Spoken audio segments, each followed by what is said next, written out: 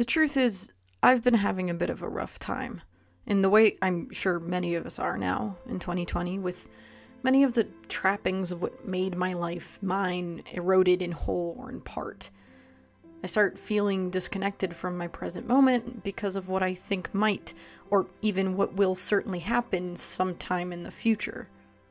And each time I find myself slipping, I remind myself that whatever may happen, I'm doing myself very little favor by missing out on where I am now. Like, come on, stupid, what's the point of worrying about things you can't control? And even though I reassure myself, to think and to feel something are entirely different things. And this is where fiction, as it often does, stepped in. Kind of like magic. I finished Bly Manor in a week, on October 25th.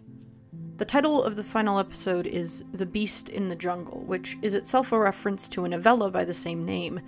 The protagonist, John Marcher, believes himself to be destined for some great devastating event he refers to as his beast in the jungle.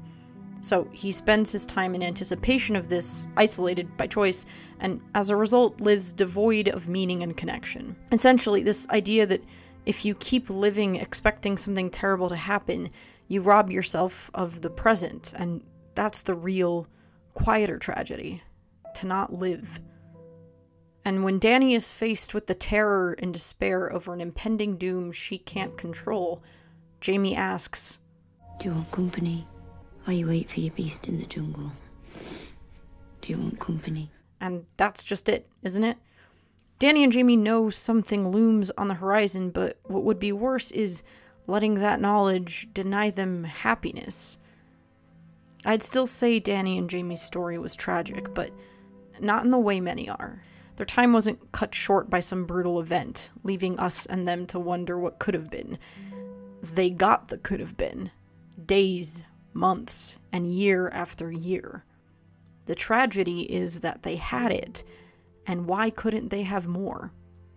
But for however sad it might have made me, however grotesquely I cried to my friend on FaceTime, there's a gentleness to it all.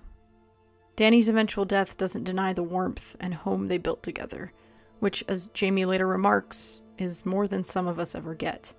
Their life together isn't characterized by dread, but by gratitude for the date they have, and the one after that, and the one after that.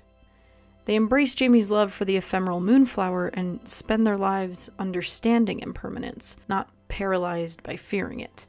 Eventually, they even own a flower shop, their work dedicated to things that aren't valued because they're permanent. Flowers that'll wilt in a week are still beautiful today. If Dani and Jamie can do that with something so foreboding hanging over them, maybe I can too. I find fiction to be like emotional practice, allowing us to experience scenarios we can't quite solidify in the abstract space of our minds. It's hard to be both pilot and passenger. But watching Dani and Jamie's story, I understood my thoughts a bit better. I was sad, but my immediate reaction after was, at least they had time. I kept thinking to myself, despite everything, how much joy, how much love, and how much light just 1 year can be filled with. Multiplied by 2, by 5, by 10, how much life can be packed into those thousands and millions of moments.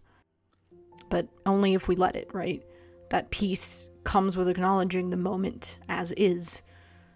If the outcome is the same, if things await us that we can't control, if there are who knows how many beasts in the jungle, then even more reason to exhale in the time in between.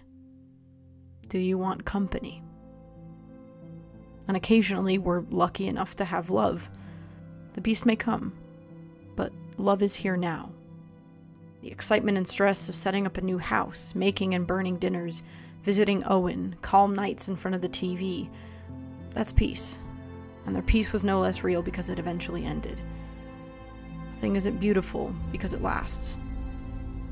The show helped me see what I was feeling and put my thoughts to words, and now I'm typing them into a Google Doc, and maybe my reflection will help you somehow.